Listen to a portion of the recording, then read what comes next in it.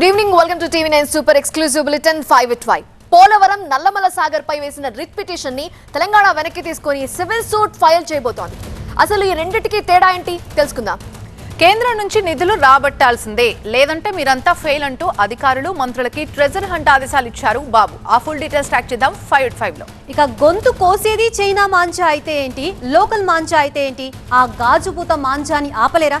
Police operation details ఏంటో చూద్దాం ఈ బులెటిన్ లో. కరూర్ తొక్కిసలాట ఘటనలో సిబిఐ ముందుకెళ్లారు విజయ్. ఆయన ఏజెన్సీ యక్ష ప్రశ్నలు వేసిందా?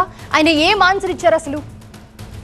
ఫిఫ్త్ స్టోరీ చూద్దాం. ఉద్యోగాల కోసం విదేశాలకు వెళ్ళి అక్కడి సైబర్ మాఫియా చేతిలో చిక్కుకుంటున్నారు మన తెలుగోళ్ళు. తాజాగా విజయవాడ పోలీసులు చేసిన రెస్క్యూతో బయటపడ్డ మరో ఉదంతం ఏంటో చూద్దాం ఇవాల్టి 5 at 5 లో.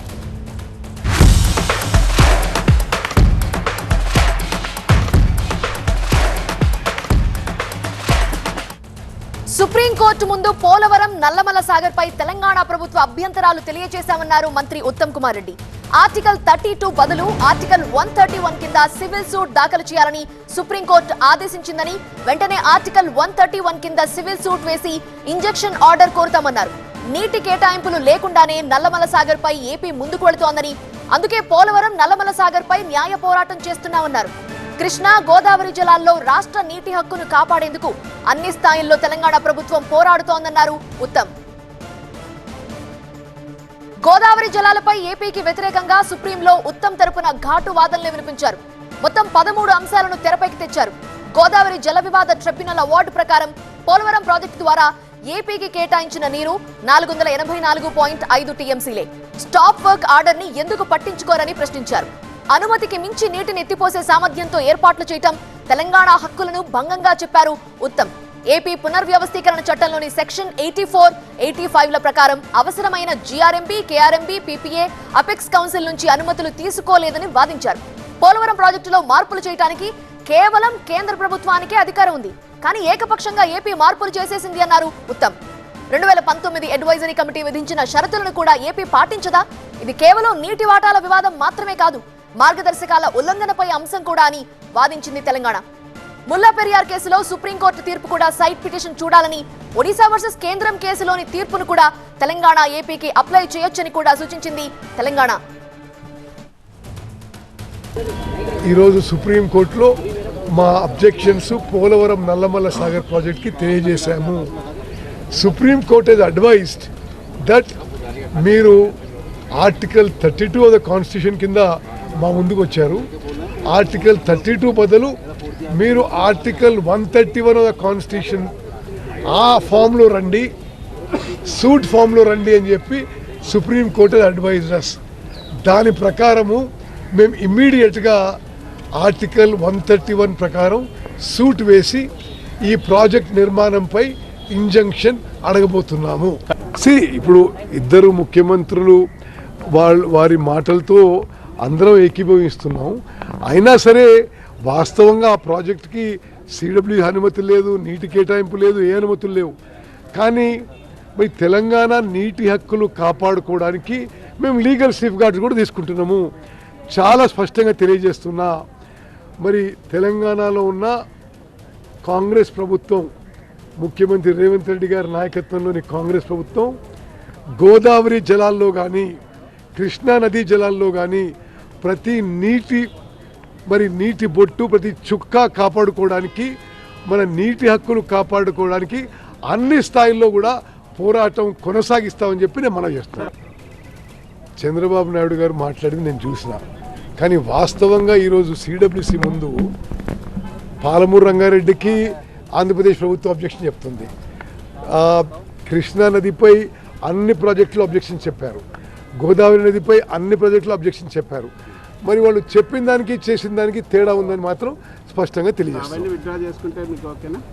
అది ఆ నిర్ణయం ముఖ్యమంత్రి గారు తీసుకుంటారు. కానీ బట్ బేసికలీ ఉన్న ఫ్యాక్చువల్ పొజిషన్ మీకు చెప్తున్నా, మరోసారి చెప్తున్నా, తెలంగాణలో కాంగ్రెస్ ప్రభుత్వం, ముఖ్యమంత్రి రేవంత్ రెడ్డి గారి నాయకత్వంలోని కాంగ్రెస్ ప్రభుత్వం కృష్ణా నదీ జలాల్లో, గోదావరి నదీ జలాల్లో మన నీటి వాటాని, మన నీటి హక్కులు కాపాడడానికి అన్ని ఫోరంలో, అన్ని స్థాయిలో మరి పోరాటానికి కొనసాగిస్తామని చెప్పి మనం చేస్తాం. ఆ ఆర్టికల్ 31 ప్రకారం వేసినాము. ఈరోజు సుప్రీంకోర్టు మీరు ఇది కాంప్రహెన్సివ్ సబ్జెక్టు ఆర్టికల్ 131 రామంటే ఆ విధంగా ఈ రోజు రేపట్లో అయిపోతున్నాం. ఎగువ రాష్ట్రాలను కూడా ప్రతివాదులుగా చేరుస్తారా సార్ సివిల్ సూట్లో? అది సుప్రీంకోర్టు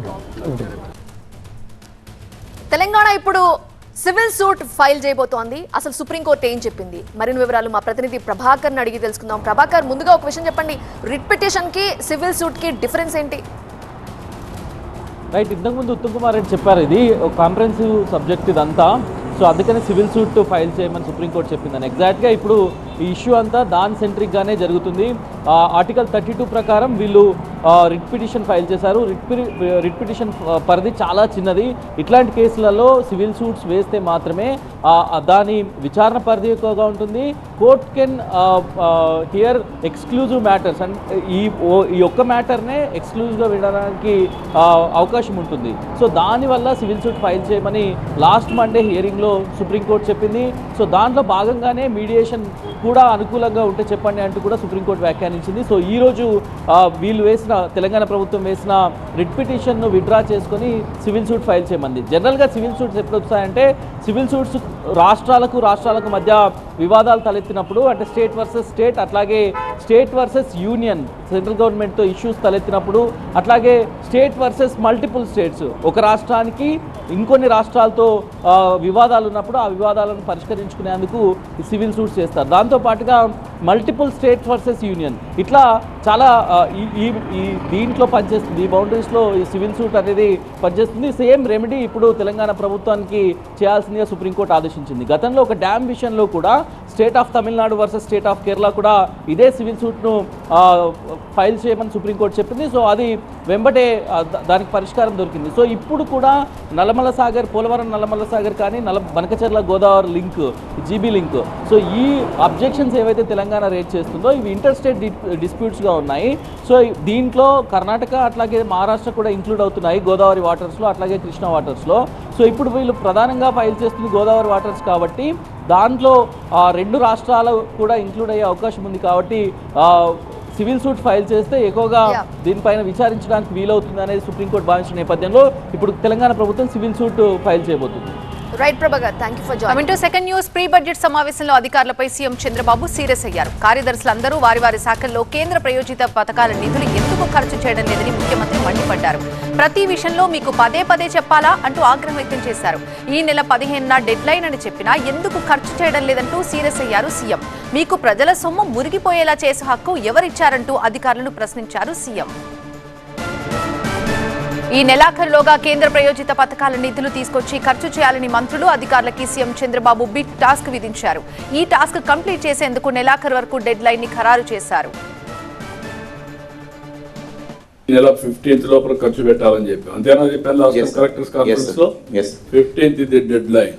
ఆల్ డిపార్ట్మెంట్స్ దగ్గర లేకపోతే మీరు కూర్చొని లేకుంటే ఎవ్రీడే విల్ కాల్ యూ, అప్పుడైనా మీకు రిమైండర్ వస్తుంది. సోషల్ వెల్ఫేర్ లో కూడా సోషల్ వెల్ఫేర్ సెక్రటరీ 65 crores ఒక హెడ్ లో వస్తే ఇంతవరకు 0 expenditure. ట్రైబల్ వెల్ఫేర్ 70 వస్తే 0 expenditure. హౌసింగ్ 369 వస్తే 0.02. సార్ ఇప్పుడు స్టార్ట్ అయింది sir. This is sir PMUY second scheme sir మన శాంక్షన్ అయింది. నాకు తెలియదు మా నేనేమంటానంటే 15th ఇది dead line we have fixed. మీరు ఇవన్నీ నాకు చెప్తే నన్ను కన్విన్స్ చేయగలుగుతారు, కానీ ఏదైతే మీరు ఇచ్చిన మ్యాండేట్ మీరు చేయకుండా కానీ మాట్లాడితే it is not acceptable. I'm very clear on that. అందుకే ఈ మధ్యలో మీటింగ్ పెట్టింది. సార్ ఈ అమౌంట్స్ రీసెంట్గా వచ్చినాయి సార్ స్పర్శలోకి. So sir actually AP EWADC engineering వాళ్ళకి ఎడ్యుకేషన్ ఇచ్చాం సార్, కొన్ని ట్రైబల్ వెల్ఫేర్ ఇంజనీరింగ్ చేస్తున్నారు sir. So now will speed up sir. నేను డ్రీమ్ చేస్తున్నా ఏమని, అవసరమైతే అసెంబ్లీ February 1st వీక్ పెట్టి లేదంటే 2nd వీక్ పెట్టి March 15th కంతా క్లోజ్ చేసి ఆ 15 days మళ్ళీ ఢిల్లీకి వెళ్ళి మీరు ₹4 ఉంటే చేస్తారని నేను ఆలోచిస్తున్నా. మీరు అసలు ఇచ్చిన డబ్బులు 15 ఖర్చు పెట్టమని మీరు కూర్చున్నారు లీజర్గా. I'm very clear on that. Next ఈ మంత్ లోపల కానీ మీరు పెట్టకపోతే మాత్రం it will be very serious. I'm making very clear. Pre budget సమావేశంలో సీఎం చంద్రబాబు సీరియస్ అయ్యారు. దానికి సంబంధించి లేటెస్ట్ అప్డేట్స్ అందించడానికి మా అసోసియేట్ ఎడిటర్ ఈశ్వర్ లైవ్ లో సిద్ధంగా ఉన్నారు. ఈశ్వర్, ముఖ్యమంత్రి ఈ మధ్య కాలంలో పదే కొన్ని విషయాల గురించి ప్రస్తావిస్తూ సీరియస్ అవుతున్నారు, అధికారులకి చురకలంటిస్తున్నారు. ఇవాళ అధికారులకు ఒక టాస్క్ విధించారు. ఆ టాస్క్ సంబంధించి పూర్తి అప్డేట్స్ ఏంటి? ముఖ్యమంత్రి ఈసారి 4వ సారి ఆయన ముఖ్యమంత్రి అయ్యారు. దేశంలోనే సీనియర్ రాజకీయ నేతల్లో ఒకరు. ఆయన అడ్మినిస్ట్రేషన్ని చాలా అవలేలుగా నడపగలిగిన శక్తి సామర్థ్యాలు ఆయన సొంతంగా చెప్పుకోవచ్చు. ఎందుకంటే ఆ స్థాయిలో పూర్తి స్థాయిలో పట్టు సాధించిన నేపథ్యంలో ఆయన డిపార్ట్మెంట్లో ఆయా శాఖల్లో జరుగుతున్న అనేక అంశాలకు సంబంధించి అధికారులు చెప్పబోయే సమాధానాలు కూడా ఆయన ముందే గ్రహించి, లేకపోతే వాటిని ముందే వాళ్ళు చెప్పేదాన్ని ఊహించి వాళ్ళకి తిరిగి కౌంటర్లు ఇస్తున్న వైనం మాత్రం పెద్ద ఎత్తున ఆసక్తికరంగా మారింది. అదే సమయంలో అధికారుల్లో కొంత ఆందోళన కూడా కలిగిస్తుంది. ఇది ఉదాహరణకి ఈరోజు జరిగింది.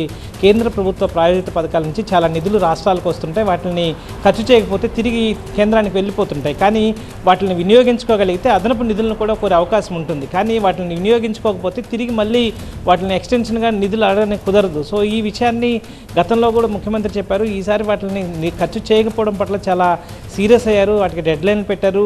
మీ పట్ల చాలా ఎక్కువ ఎక్స్పెక్టేషన్స్ పెట్టుకుని ఉన్నాం. కానీ కేంద్రం నుంచి నిధులు తేవడం ఒక సవాల్ అయితే, వచ్చిన నిధులను వినియోగించుకోకుండా తిరిగి పంపించేస్తే అవి ఆ గ్రోత్ ఏం కనిపిస్తుంది? కేవలం మనం ఈరోజు జరిగింది కేవలం ఒక ప్రీ బడ్జెటే కాకుండా పూర్తి స్థాయిలో వృద్ధి రేటుకి సంబంధించి ఒక రివ్యూ లాంటివి అనుకోవాల్సిన నేపథ్యం. ఎందుకంటే ఇంతకుముందు 3 monthsకి ఒకసారి కలెక్టర్స్ మీటింగ్ లాగా పెట్టేవాళ్ళు. కానీ 3 monthsకి పెడుతుంటే మళ్ళీ గాడి తప్పుతుంది, ఆ లోపల వాళ్ళు రీచ్ అవ్వలేకపోతున్నారని చెప్పి ఆయన మళ్ళీ ఏకంగా నెలకు మాత్రమే కుదించి ఈరోజు ఆ సమావేశాన్ని ఏర్పాటు చేశారు. ఆ విషయాన్ని ఆయన స్పష్టంగా చెప్తూ పరిస్థితులన్నీ చక్కబడే వరకు మీరు ప్రభుత్వ ఉద్దేశాలని, ప్రభుత్వ లక్ష్యాలని మీరు అర్థం చేసుకుని ప్రభుత్వ డైరెక్షన్కి అనుగుణంగా మీరు వెళ్ళే వరకు నెల ఇట్లానే పెడతాను, ఇట్లానే మిమ్మల్ని క్వశ్చన్ చేస్తాను, ఇట్లానే.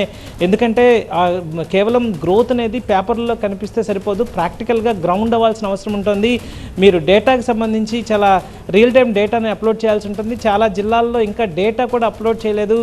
డేటా పర్ఫెక్ట్గా ఉంటేనే ఆ తర్వాతే వాటికి సంబంధించిన గ్రోత్ కావచ్చు, వాటికి సంబంధించిన పథకాలని, పాలసీస్ని తయారు చేయడం కావచ్చు, ఇట్లాంటివి కూడా చేసే అవకాశం ఉంటుంది. కానీ చాలామంది అధికారులు నిర్లక్ష్యంగా ఉన్నారంటూ ముఖ్యమంత్రి చాలా కేటగారికల్గా, చాలా సూక్ష్మంగా వెళ్ళి మరి ఏ శాఖల్లో ఏం జరుగుతుంది, వాటిలో నిధులు ఎంత వచ్చాయి, వాటికి ఖర్చు పెట్టారు, ఎందుకు అనవసరంగా ఖర్చు పెట్టారు, లేకపోతే ఎందుకు ఖర్చు పెట్టలేదు, ఇలాంటి వాటన్నింటికి నెక్స్ట్ టైం నుంచి వివరణ కూడా అడుగుతాను. దాన్ని మిమ్మల్ని ఎక్స్పోజ్ చేస్తాము. మీరు కానీ ఎఫిషియెంట్గా మీరు పర్ఫామ్ చేయకపోతే మిమ్మల్ని మీ చేతగాంతనాన్ని, మీ అసమర్థతని ప్రజలందరికీ తెలిసేటట్టు చేస్తారంటూ కూడా హెచ్చరించారు. సో టార్గెట్ బేస్డ్గా ముఖ్యమంత్రి తను పెట్టుకున్న లక్ష్యాలను రీచ్ అవ్వడానికి చాలా మైక్రో లెవెల్లో రివ్యూస్ చేస్తున్న నేపథ్యం అయితే ప్రస్తుతం ఆంధ్రప్రదేశ్లో కనిపిస్తుంది. ఇక ఫైట్ ఫైలో ఫైనల్ స్టోరీ చూద్దాం. నిరుద్యోగుల్ని ఉద్యోగాల పేరుతో మోసం చేస్తున్న సైబర్ ముఠా ఆట కట్టించారు ఏపీ సిఐడి అధికారులు. కేంద్రం, ఏపీ సిఐడి జాయింట్ ఆపరేషన్ చేపట్టి దక్షిణాసియాలో సైబర్ ముఠా చేతిలో చిక్కుకున్న బాధితుల్ని విడిపించారు. లక్షల్లో జీతాలు ఇస్తామంటూ నిరుద్యోగుల్ని ఘోరంగా మోసం చేస్తోంది చైనాకు చెందిన ఒక సిండికేట్. విదేశాలకు తీసుకెళ్లి ప్రజల్ని ఎలా మోసగించాలో ట్రైనింగ్ ఇచ్చి సైబర్ నేరాల్లో దింపుతోంది. థాయిలాండ్, వియత్నాం, కంబోడియాల్లో సైబర్ నేరాలు చేయిస్తోంది చైనా సిండికేట్. పాస్పోర్ట్లు, వీసాలు లాగేసుకొని నరకం చూపిస్తోంది. రోజువారీ టార్గెట్లు ఇచ్చి చిత్రహింసలకు గురి చేస్తోంది. 16 గంటల పాటు పనిచేయించి జీతాలు కూడా ఇవ్వకుండా, అన్నం కూడా పెట్టకుండా చిత్రహింసలకు గురి చేస్తోంది. ఆ ముఠాన్ని పట్టుకుంది ఏపీ సిఐడి. మా ప్రతినిధి వసంత్ ఉన్నారు పూర్తి సమాచారం అందించడానికి. వసంత్, విదేశాల్లో ఉద్యోగాల పేరుతో వెళ్ళి మోసపోయినటువంటి యువతను సిఐడి సేఫ్గా ఇండియాకి రప్పించింది. కేంద్ర విదేశాంగ శాఖతో పాటుగా ఇటు రాష్ట్ర సిఐడి అధికారులు సంయుక్తంగా చేపట్టిన ఆపరేషన్లో భాగంగా విదేశాల్లో ఉద్యోగాల పేరుతో వెళ్ళి మోసపోయి సైబర్ నేరాల బారిన పడి సైబర్ నేరగాళ్లకు ఉచ్చులేరుతున్నటువంటి యువత మొత్తాన్ని కూడా తిరిగి ఏపీకి తీసుకొచ్చారు. ఫస్ట్ మేము వెళ్ళంగానే పాస్పోర్ట్ అని మొబైల్ హ్యాండ్ ఓవర్ చేసేసుకొని గన్స్ ద్వారా బెదిరిస్తారు సార్. మేము చెప్పిన వర్క్ చేస్తేనే మీరు సేఫ్గా ఇంటికి వెళ్ళగల అని బెదిరించేసి మా చేత ఫిజికల్గా హెరాస్మెంట్ చేసి పనిష్మెంట్స్ ఇచ్చి మమ్మల్ని స్కామ్ వర్క్ చేయమంటారు sir. Scam works number of scam works ఉంటాయి. మాదైతే కంపెనీ వచ్చేసరికి ఇట్లా లవ్ స్కామ్ అని ఉంటాయి, ట్రేడింగ్ చేయమంటారు, నాకు ప్రాఫిట్ వస్తున్నాయి అంటారు. ప్రాఫిట్ చిన్న అమౌంట్తో స్టార్ట్ చేయించి బిగ్ అమౌంట్కి టార్గెట్ చేస్తారు సార్. ఆ తర్వాత మా పేరెంట్స్కి కాల్ చేస్తారు సార్. మా ఫోన్ ఇచ్చి డైలీ చేపిస్తారు, డైలీ 1 or 2 daysకి చేపిస్తారు. కానీ పక్కన వాళ్ళు గన్స్ పట్టుకొని ఉంటారు సార్. మేము ఏదైనా రాంగ్ మాట్లాడినా, ఏదైనా ఇలాంటి గురించి చెప్పినా షూట్ చేస్తూ ఉంటారు సార్. అన్ని చార్ట్లు, ట్రాన్స్లేటర్, చైనీస్ వాళ్ళు బాస్ సార్. ఆ చైనీస్ వాళ్ళ ద్వారా ట్రాన్స్లేటర్ని యూజ్ చేసుకొని మా చేత స్కామింగ్ చేపిస్తారు సార్. అయితే మా కంపెనీలో ఏపీ వాళ్ళు ఎవరు లేరు సార్. ఇండియన్స్ అయితే ఉన్నారు, పాకిస్తాన్ ఉన్నారు, శ్రీలంక వాళ్ళు ఉన్నారు, యూథోపియా వాళ్ళు ఉన్నారు సార్. మా కంపెనీలో వచ్చేసరికి వాళ్ళని ఎలా బాధిస్తారంటే, మీరు వర్క్ చేసి మంచి అమౌంట్ కొట్టిస్తే మీరు ఇంటికి వెళ్తానంటారు. కానీ అలా పంపరు సార్. వాళ్ళ అమౌంట్ వస్తూనే ఉంటాయి, ఎక్స్చేంజ్ చేస్తూనే ఉంటారు. ప్లేసులు రైడింగ్ వస్తానంటే ప్లేసులు చేంజ్ చేస్తూ ఉంటారు. మయన్మార్ గవర్నమెంట్ అనేది ఈ స్కామింగ్ కంపౌండ్స్ అన్నింటినీ బ్లాస్ట్ చేసింది సార్. బ్లాస్ట్ చేసినప్పుడు అక్కడ గవర్నమెంట్ అనేది ఫారినర్స్ అందరినీ రెస్క్యూ చేసి ఒక క్యాంప్కి తరలించింది. అక్కడ నుంచి ఇండియన్ ఎంబసీకి కాంటాక్ట్ అయ్యి ఇండియన్ ఎంబసీ ద్వారా ఇండియా వచ్చింది. సుమారుగా ఎంతమంది ఉంటారండి మీరు పనిచేసే చోట, మీరు పనిచేసినటువంటి క్యాంపుల్లో సుమారుగా దేశ విదేశాలకు చెందిన వాళ్ళు కానీ ఇండియాకి చెందిన వాళ్ళు ఎంతమంది ఉండొచ్చు? 200 మంది ఉంటారు సార్. 200 మంది వచ్చేసారు సార్. మా క్యాంపులో అయితే నాకు తెలిసింది 200 మంది ఉన్నారు. 200 మంది వచ్చేసారు. విదేశాల్లో ఉద్యోగాల పేరుతో ఎవరైతే పిలిచి తీసుకొని వెళ్తూ ఉన్నారో వారి విషయంలో జాగ్రత్తగా ఉండాలంటూ కూడా ఎవరైతే ఈ ఉద్యోగాల బారిన పడి మోసపోయినటువంటి బాధితులు ఉన్నారో వారితో కూడా చెప్తున్నారు. రైట్ వసంత్, ఇది వాళ్ళ 5 బ్రేక్ తర్వాత పొలిటికల్ మిర్చి చూద్దాం. చూస్తూనే ఉండండి TV9.